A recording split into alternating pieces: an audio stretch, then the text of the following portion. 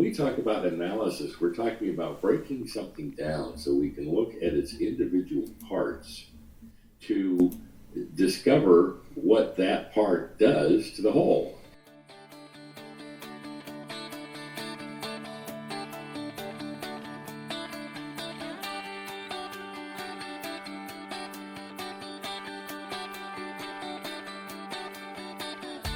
Originating from deep inside the Rocky Mountains, transported through the power of the internet, and arriving inside your tiny earbuds.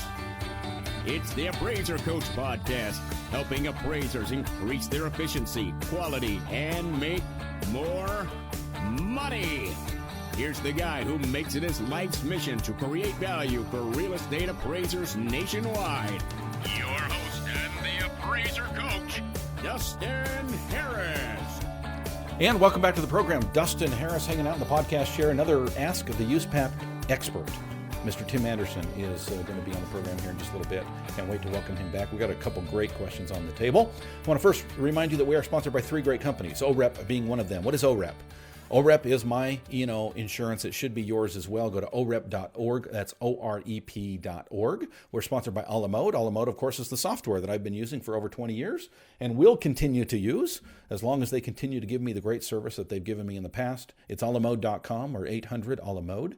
And finally, DataMaster. DataMaster is your way to save 30 to 60 minutes per report because they do the data entry for you. DataMaster USA is where you go. Again, datamasterusa.com. All right, folks, we are going to welcome back onto the program a good friend of mine, a wonderful man out of Florida, and an individual who is out there advocating for appraisers, helping you to swim this muck that we call USPAP and state boards and appraisal. Tim Andersen, welcome back to the program, my friend. Dustin, hi, how are you? It's good to be back. Please forgive my cold today. Oh, I do hear a little bit of raspiness in the voice. It makes you sound a little bit more sophisticated, even more so than you do normally. All right, my friend, welcome back to the program. On a regular basis, I get questions coming into the show. And, folks, trust me. I mean, I've got both hands in the air. You can't see it, but trust me, I am not a USPAP instructor. I am not a USPAP expert. I don't claim to know jack squat about USPAP. That's why I have my good friend, Mr. Tim Andersen, on, because he is a USPAP instructor. He is a USPAP expert, and he is a very smart guy and very, very generous with his time. So, Tim, thank you for coming back on the program to answer a couple questions for our listeners. Oh, Dustin, sure. It's my pleasure. Thank you very much. I appreciate it. All right, let's dig right in. I've got a question from Marie, okay, or maybe it's Maria. Let me go back here, make sure we get it right.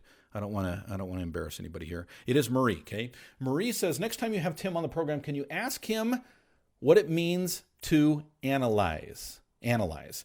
She says we are asked to analyze, and I assume she's saying we're asked in USPAP to analyze. And that's, by the way, several things. I think there's several sections where it says you need to analyze this or analyze that. And we are held accountable for doing so, but I don't know who you truly understand what that. I'm not sure what she means by that, but I think what she's saying is, tell me what analyze means, man.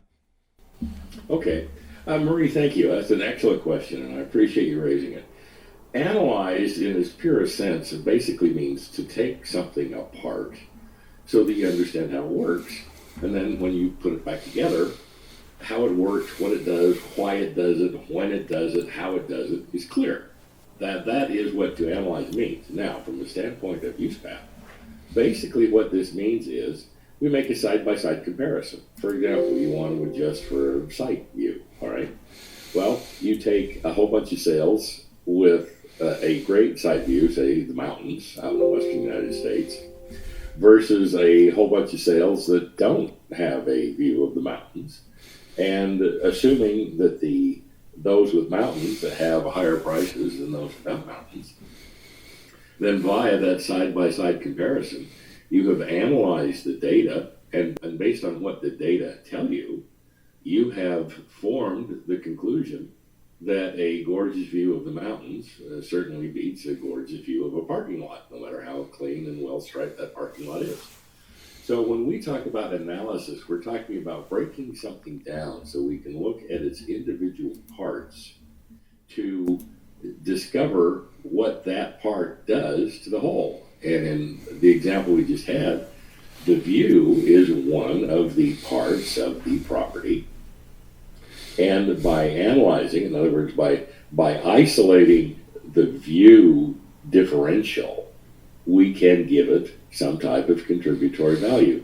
So when we talk about to analyze, yes, we're talking about taking something apart, but we're not taking it apart for fun. We're not taking it apart because we got nothing else to do. We're taking it apart so we understand how it works, why it works, and when it works. And then when we put the whole thing back together, we can say, yep, this works, and here's how and why. Okay, so let me dig in this a little bit. And I don't mean to put you on the spot, Tim, but do you remember in USPAP some specific things that we're asked to analyze? You talked about a view, so obviously our comps and the way that they either apply to or don't apply to, the differences or similarities between that and our subject. But what other things does USPAP say that we need to analyze as appraisers? Well, it's interesting. USPAP doesn't talk about adjustments at all. In fact, you can read standards 1 and 2 and you won't find the word adjustment or adjustments. That is basically a Fannie Mae, or let me make it a little broader. That is basically a GSE construct. However, Fannie Mae says, okay, you've got to analyze the market so you can determine what the highest and best use of the subject is.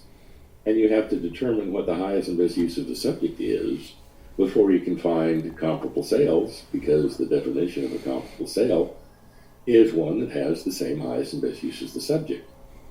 And if you go to Standard Rule 1-3A, it tells you all the stuff that you have to analyze in order to make a highest and best use conclusion. And it talks about the zoning and land use plan changes in those, and market supply and demand factors, market trends, et cetera, et cetera, et cetera. And once you've analyzed those, you can form a highest and best use conclusion. Now, again, back to our original discussion, analysis is basically a side-by-side comparison. For example, in your neighborhood, you're probably going to discover that everything there is a house and there are no pig farms. And the reason there are no pig farms is because that would not be a legal use. So while a neighborhood may need a pig farm, who knows when it doesn't, but if the zoning won't permit it, it's not legally permissible, therefore it can't be the highest and best use. So that's what I mean by a side-by-side comparison. You're going to look at what the zoning allows versus what the zoning doesn't allow, and that tells you what could possibly be built on the site. Then you have to worry about what is physically possible and what is financially feasible, neither one of which we're going to get into right now. Okay, all right. So I can't remember, and this of course reveals my ignorance.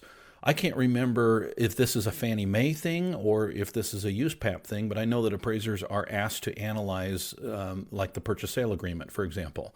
What does it mean to analyze? I mean, other than looking at, well, it looks like a purchase sale agreement to me. What does it mean to analyze a PSA, a purchase sale agreement? Okay, that is both USPAP and Fannie Mae. Okay. USPAP, that's standard rule 1-5A, I think. It's either 5A or 5B. It's asking us to take a look at it and determine, does it meet the definition of market value, and therefore, is it arm's length? And, let's face it, we can sell property to our children for whatever reason we want to sell property to our children. Mm-hmm. And all other things being equal, that's probably not an arm's length transaction. There are times when it could be, but it's probably not. Therefore, we would not use that as a comparable sale. We'd look, yes, it was a sale in the neighborhood, without question. But because it was not an arm's length transaction, it gives no indication of market value. Therefore, we tuck it away in our memory banks, but we would not use it as a comparable sale. Gotcha. Okay. Good to know. Okay, good. I'm going to ask one more question on analyze because I'm really excited about the second question when we get back from the break. I think there's going to be some good information on that, but not to move away from this one too quickly, because the question that I would ask, your experience as an advocate for appraisers, meaning, an appraiser gets that ominous letter in the mail from the state board and now they're up in front. How often have you seen a state board come back and say, well, we don't think you analyzed enough? And what is the yardstick to determine whether or not an appraiser truly analyzed versus didn't analyze something? Well, for example, Dustin, let's imagine the 1004 form down toward the bottom of the second page. where you're looking at the sales history of the subject property, and you list the fact that the subject sold 18 months ago for $300,000, and now it's under contract for $315,000. Mm-hmm. All right, it is perfectly acceptable to say it sold 18 months ago for $300,000. And that's where a lot of appraisers tend to stop. Well, the analysis comes into it. The analyses actually, at that point kicks in, because not only should we say, well, it sold 18 months ago for $300,000, but I spoke with the seller because I was in the seller's house and chatting with the seller. And the seller said that was an arm's length transaction. And this contract now for $315,000 reflects the fact that they have made some interior repairs and renovations. That's the analysis. In other words, why did it go up in value $15,000 in 18 months? It went up in value $15,000 in 18 months because the current owners made some necessary repairs and renovations. That's why. That's the analysis. And that's just the question, why did it go up in value? And there could be 11 different reasons why it went up in value. But the point is, the analysis is the appraiser saying, okay, property owner, okay, broker, okay, whomever, why did the value go up? Why didn't it go down? Why didn't it stay the same?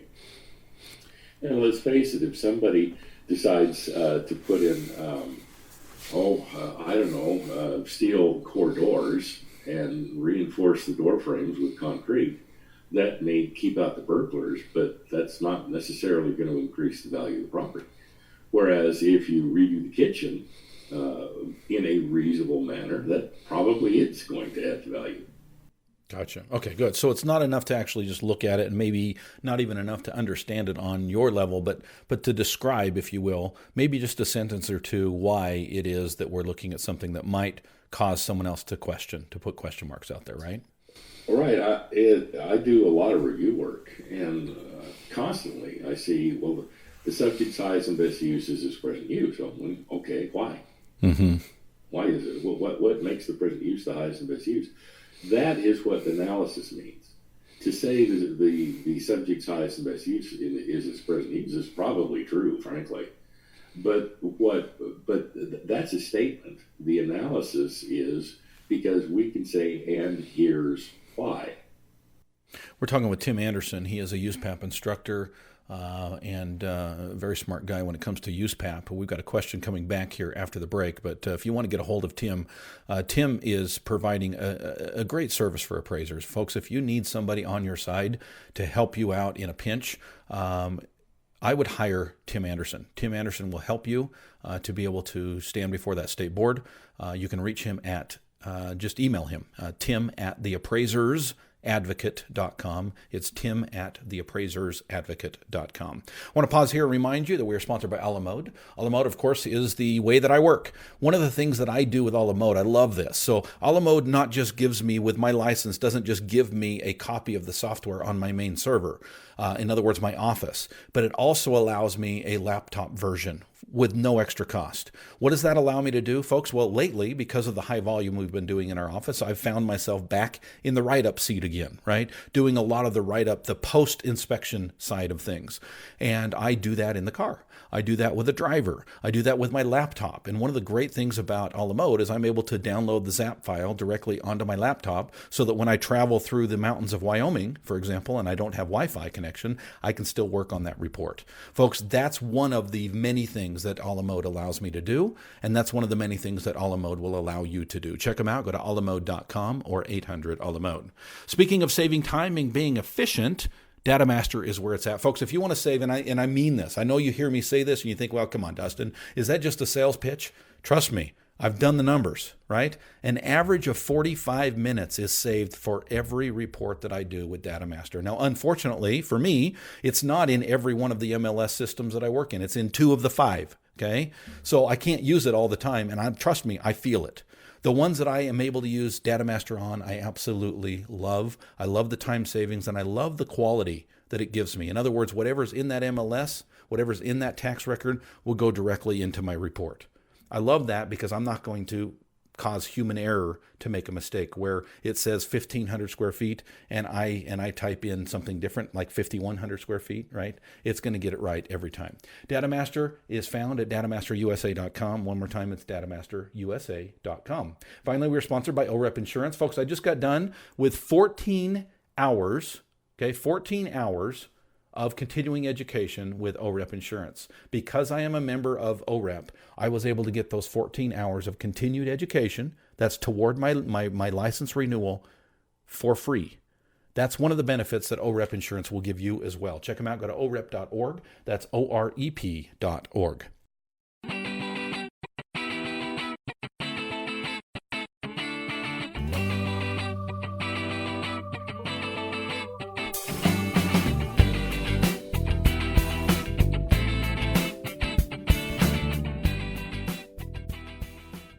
All right, welcome back to the program, everybody. Mr. Tim Andersen is on with us. He is the USPAP expert.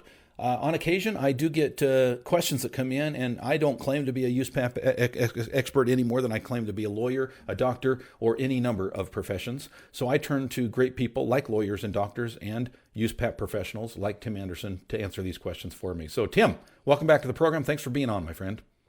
Thank you, sir. It is an honor. I appreciate it. All right. You recently did a presentation in Wisconsin, and you did that on the infamous Workfile. And the next set of questions come from a listener about Workfile. So if you don't mind, let's dig into this a little bit. These are kind of, I think, the frequently asked questions on USPAP regarding the Workfile. Okay. Let's start with this. What do we have to have in our Workfile, Tim? Everything. Okay, good. Next question. Next question. What does that mean? Dustin, there are in the work file retention rule, there are 5 bullet points of what has to be in the work file, and the 4th one basically says everything. And what that means is whatever it is you used to come up with a credible value opinion.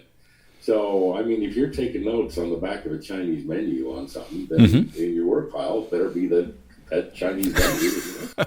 Okay. Because what happens is, for example, somebody will say, okay, well, how did you determine that comparable number 1 actually sold? And you say, well, I took it out of MLS.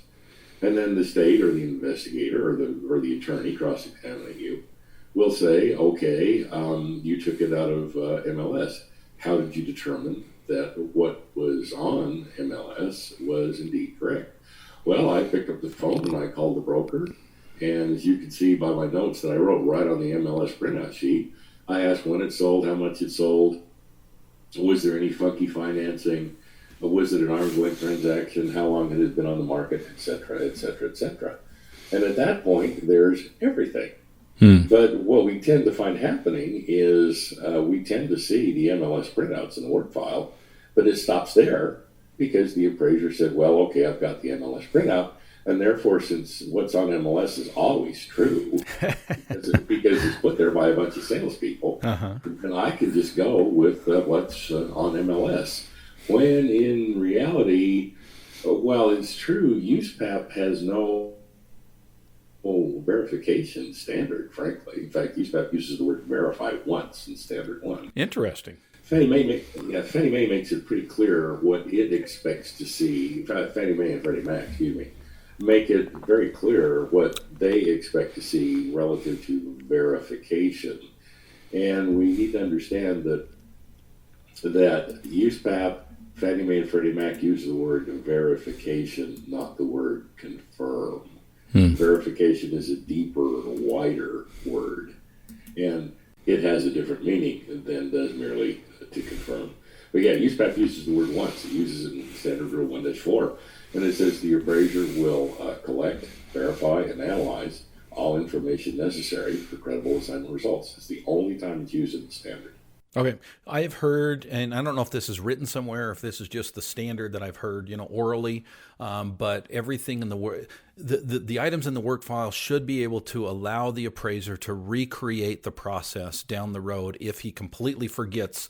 Let's say it's 5 years down the road. I don't even remember doing an appraisal 5 years ago, but I should be able to recreate the process using what's in the work file. Is that correct?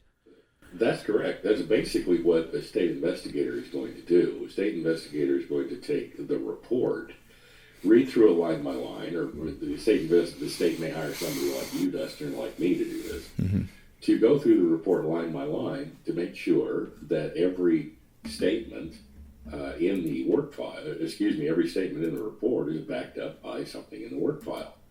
Now, Standard Rule 2-3, which is the certification standard, makes it very clear that the appraiser certifies to the best of his or her knowledge and belief that the statements of fact contained in the report are true and correct. And the only way to make sure that they are true and correct, and when it really isn't from a cash equivalency standpoint, then the state tends to take a really closer look at the report and the work file, because you have just certified to something you didn't do. And remember, the 8th bullet point says, I have done my appraisal and prepared this report in compliance with USPAP.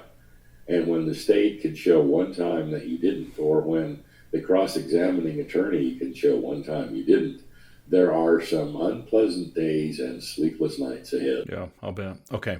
So this leads to the next question regarding Workfile. How much actually, when I say physical, I can mean digital. I'm not talking about a piece of paper. I'm paperless here. But how much physically needs to be in the Workfile versus, hey, I did pull that from MLS. Here's the MLS number. It's on the grid, right? I can go back and I can repull the comp. Do I actually have to have the MLS sheet, for example, in the Workfile if I know I can pull it up later, or at least I assume? Well, maybe that's the key to the question. Can I in the future, right? Yeah, USPAP does not make an issue of it. States tend to make an issue of it, and states tend to like to see paper. Okay. Now, if you send in a CD with all of your paperwork burned on it, it's perfectly acceptable, because USPAP doesn't say you have to have everything between the wings of a manila folder. Right. How do I ask this? I guess it probably comes down, I think the way you stated, it depends on whether it's a Tuesday and somebody had a bad hair day. But if I feel like, I've got a pretty structured MLS, they've always been good. I've been able to pull things up, months, years later. But you get to that point and say it's 3 years down the road, right? And the state comes a knocking and they say, we want your work file. And so you go in and you say, well, okay, I used 123 Any Street as comp number 1, and you type that into the MLS and oops, it's not there anymore. How responsible am I for the appraiser, as the appraiser, meaning I should have been able to pull it up, but the darn board of realtors pulled it off? You're 100% responsible. Okay. All right. That answers the question.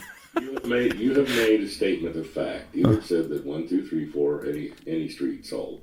That's a statement of fact. If you cannot prove, if you cannot support that statement of fact is true and correct, we're talking about unpleasant days and sleepless nights. Okay. Let's talk about those unpleasant days and sleepless nights. Penalties. What kind of penalties can the state impose on an appraiser who doesn't keep a decent work file? Let's say everything else, and obviously this is not going, the state's always going to find something, but let's just say that it looks pretty ironclad. It looks like a pretty good appraisal. He's described the way he did this, that, and the other. The comps are right on top of each other. The adjustments look sound. He explains where the adjustments came from, blah, blah, blah, blah, but the work file is crap or non-existent. What could a state do to that appraiser? Well, depending on, again, is it a Friday before a 4-day weekend, or is it a bad hair day Wednesday? The state could do nothing other than say, well, okay, don't make this mistake again. Or if the state has discovered that this is a process, they could revoke your license. I know here in Florida, not turning in your work file when the state asks for it is effectively automatic revocation. Okay, that's pretty big. Yeah, it's the Florida board, I think, is very fair, but it's also very strict. And it gives you plenty of time to put the work file together. It gives you plenty of time to explain what's in it and what isn't in it and why. But it's very easy to go to the Florida Real Estate Appraisal Board website and look up their list of penalties, and rarely do you see failure to turn in the work file when requested resulted other than revocation. Gotcha. Interesting. Okay. Final $64,000 question. Because I think a lot of appraisers have this on their mind, right? And that is, we always are constantly balancing the quality versus efficiency side of things. So in other words, I as an appraiser know what's supposed to be in the work file. I know that I could probably spend 15, 20 hours on every appraisal, making sure that every T is crossed and every I is dotted. And I have that expertise, I have that ability, but I'm also getting paid $400 an appraisal. Do I have that time? Should I take that time to really cross every T and dot every I in my work file, or is there a happy medium? Dustin, there is no answer to the question. There is merely your answer to the question. Fair enough. No, I'm trying to mute myself every time I cough. I know. I'm just kidding. The way that sounded was like, well, okay, that's the answer. Please be patient. The point is, you have to sit down and say, okay, I'm making X $100 on this appraisal. How much time am I going to put into it? Am I going to put 10 hours into it? Am I going to put 6 hours into it? Am I going to put 4 hours into it? And then you have to say, okay, I'm going to put 4 hours into it. Okay, then what happens at the end of 4 hours if you're not finished? Well, do you just sweep it all together and throw something on the paper and send it to the client? Nope, nothing happens. Or do you say, well, okay, I'm not making $100 an hour anymore. I'm making 75. Okay, whatever. That's your choice. But you have to remember that if you get called before the state to say, well, dear state board, I didn't do a very good job because I underbid it, isn't going to carry any water. Gotcha. Therefore, do the job, charge a higher fee, get a better set of clients, whatever.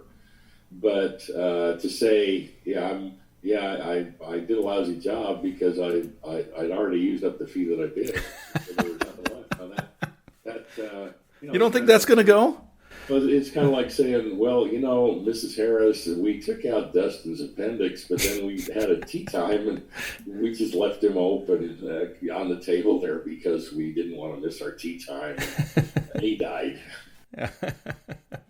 Oh, Tim, I love having you on. You're a great man, very knowledgeable, but you make it fun. I appreciate it. Thank you, Dustin. I appreciate that. Folks, if you have a question for the Appraiser's Advocate or the USPAP Expert, please reach out to Tim at theappraisersadvocate.com. You can reach out to me, the coach, at theappraisercoach.com. We do this on a regular basis where we have the expert, not the coach, but the expert answer the questions when it comes to USPAP. But if you need help, if you simply want to put forth a couple of files to Tim and say, hey, you know what, Tim, take a look at these. These are my standard way of doing things.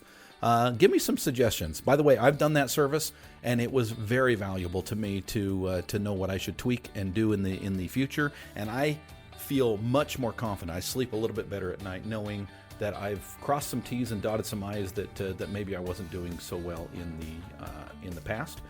Tim will help you to do that. Again, Tim at theappraisersadvocate.com, and we'll catch you next time. You've been listening to the Appraiser Coach podcast with Dustin Harris. If you like what you hear, please give us a 5-star rating and post a short review on iTunes.